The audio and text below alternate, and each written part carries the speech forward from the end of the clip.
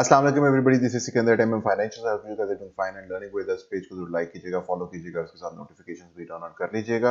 Like minded लोग जो सीखना चाहते हैं मार्केट में ट्रेड कैसे करते हैं उनके साथ भी जरूर शेयर कीजिएगा। Jumping into the KSC 100 first on the weekly time frame, 21 exponential moving average के ऊपर क्लोज हमें मिल गया फाइनली।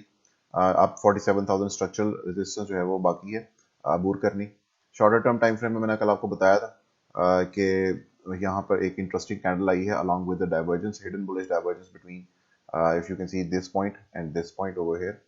और उसमें मैंने आपको बताया था कि it is also confirmed, although liquidity capture नहीं हुई थी उससे पहले। जब ये confirm हुई मार्केट एकदम से शूट अप कर गई थी, दोबारा नीचे आया, लिक्विडिटी कैप्चर की और अब हम दोबारा ऊपर जाके क्लोज हुए हैं।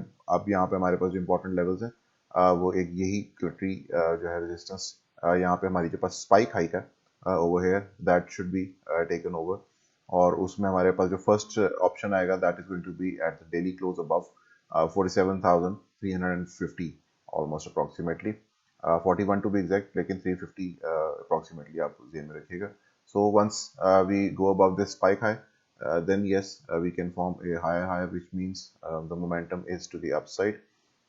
Plus shorter term time frame में मैंने आपको बताया था कि 200 simple moving average is going to be of vital support in this circumstances.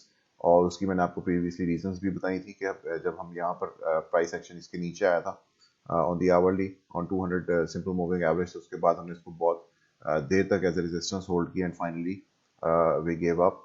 और उसके बाद जब दोबारा ब्रेकअप हुआ, इस ब्रेक अबव किया प्राइस ने इसके ऊपर 200 सिंपल के, दिस पर्पल वन, तो उसके बाद हमने इसको सपोर्ट टेस्ट यहाँ पे भी किया था। और जब हम यहाँ पे ट्रेड करते थे, also I told you the main thing is the 200 simple moving average on the hourly.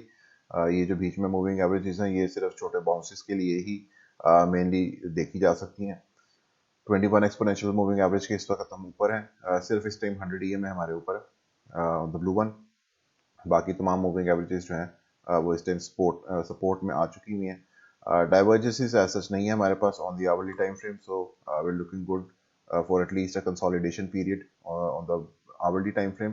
Consolidation जितनी होगी उतना हेल्दी स्ट्रक्चर बिल्ड होगा, विच मीन सपोर्ट बिल्ड करते हुए ऊपर जाएंगे तो वापसी पे जो पुल बैक्स होते हैं उनके अंदर सपोर्ट जो है वो that can help stabilize the price. इसके अलावा जो हमारे पास वीकली पे डाइवर्जेंसेस है वो यहाँ पे आपको मैंने बताया था कि जो प्ले आउट हुई थी between this point and this point, it got confirmed with this shooting star candle, or you can say inverted hammer candle, और वो प्ले आउट हुई 0.236 कॉन्फ्लुएंस था। वीकली के ऊपर हम अभी तक अपने अप ट्रेंड में ही हैं, और अप ट्रेंड जो है वो जब तक कि नेकलाइन ब्रेक नहीं होती at the 0.236 confluence of the Fibonacci level if you draw it from March 20 lows up till June 14 highs. So we are looking good for now. और प्रोवाइडेड के फ्राइडे था और फ्राइडे पे बाइंग होकर ऊपर green candle close हुए, so that is actually in my opinion a pretty bullish sign until and unless something fundamentally gets displaced over the weekend।